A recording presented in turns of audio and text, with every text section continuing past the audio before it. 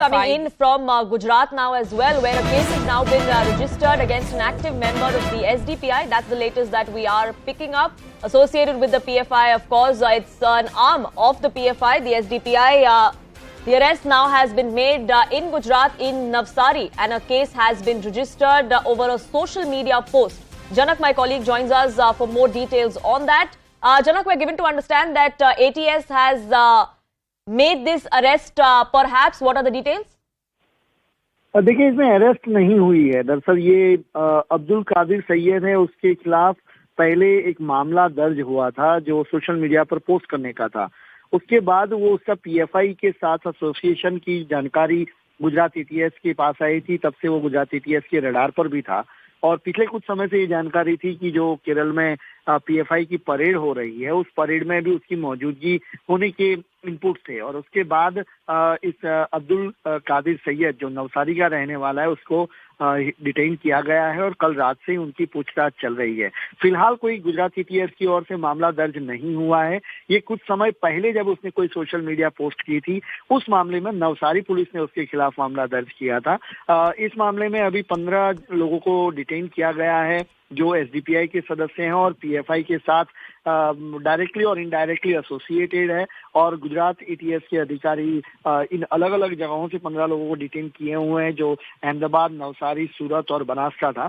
उनसे अलग अलग जगहों पर फिलहाल पूछताछ हो रही है कि पीएफआई के साथ, चूंकि पीएफआई का इनपुट इस तरीके का था कि पीएफआई के जो सक्रिय सदस्य हैं वो बीजेपी और आरएसएस के नेताओं को टारगेट करना चाहते थे. तो अब उनके साथ इनके कोई रिश्ते हैं या नहीं, इस बारे में गुजरात एटीएस के अधिकारी अभी उनसे पूछताछ कर रहे हैं.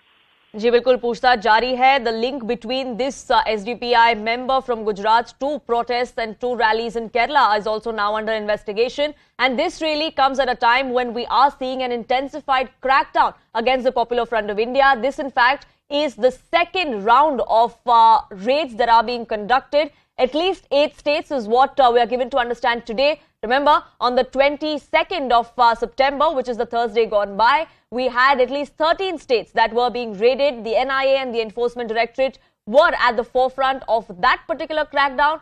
Today, most of these states where crackdown is being undertaken, where these raids are being carried out, most of them are BJP-ruled states, which is perhaps why there is the state law enforcement agencies, the ATS, the police, that is in charge of this particular crackdown. We've seen at least 200 arrests that have been made by these agencies across these 8 states, most of which have come in from Karnataka. It is also where most locations have been raided, at least 4.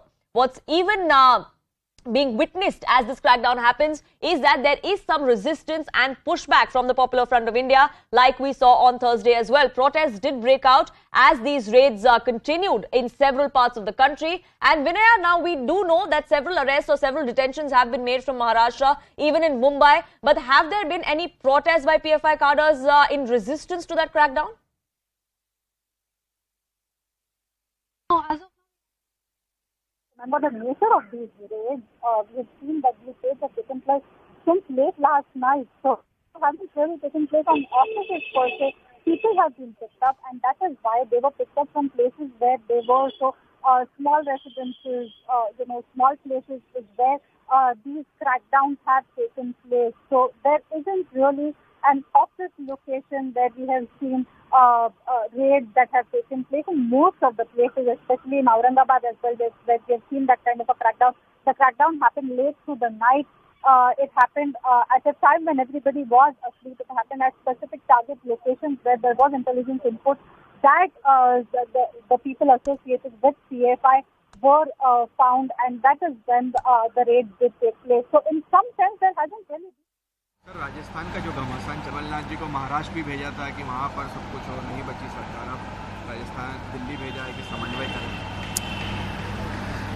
जो मध्य प्रदेश नहीं बचा पाए, जो महाराष्ट्र गए महाराष्ट्र नहीं बचा पाए, वो राजस्थान क्या बनाएंगे?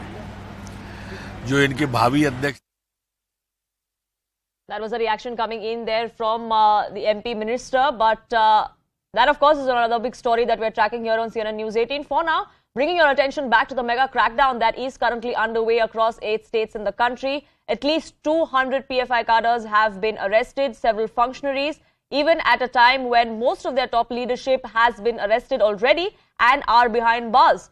We did see violent protest in retaliation to that crackdown, which is why there is a round 2 or a second wave of action that is being conducted against the Popular Front. Anshul, my colleague, getting us the very latest from the national capital. Now, Anshul, we're given to understand it's not just Shaheen Bagh, but areas near Jamia as well are under the radar of the agencies, paramilitary troops being brought in there as well. So yes, massive raids have happened since this morning, early hours this morning. And what we have been told, we can confirm to our viewers now that more than 30 people have already been arrested by the Delhi police and the special cell in these entire raids that have been carried out. Keeping the situation in mind, the Jamia Nagar police station has in fact imposed a section 144 in this entire area, especially inside the Jamia Islamia University, and paramilitary troops are already being deployed over there, keeping in mind the sensitivity of this entire situation. So yes, these are the developments that are coming in. As of now, more than 30 people have been arrested in multiple raids that have been conducted all across the national capital since 4 a.m. this morning. And yes, it remains to be seen who are these people and in what stature they were actually involved in the PFI, because as we have already mentioned to our viewers, that yes, the senior leaders of the PFI were already detained in the last or arrested in the last raids that happened on last Thursday last week. But yes, today the raids that have been conducted, more than 30 people have also been arrested today, as well as what we can confirm to our viewers. And Section 144 has been imposed in this entire area of Jamia Nagar. In fact, paramilitary forces have already been deployed outside the gates of Jamia Millia Islamia University.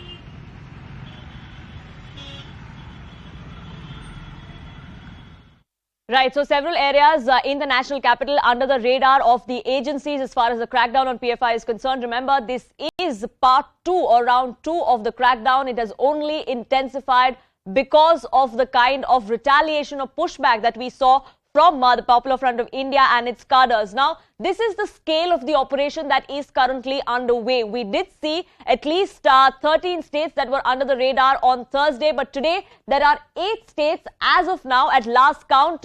It began in Assam, where which is one of the states where the crackdown is underway. Several arrests have been made there as well. The action is also happening in the national capital, like we said, in Shaheen Bagh and areas around Jamia and the university as well.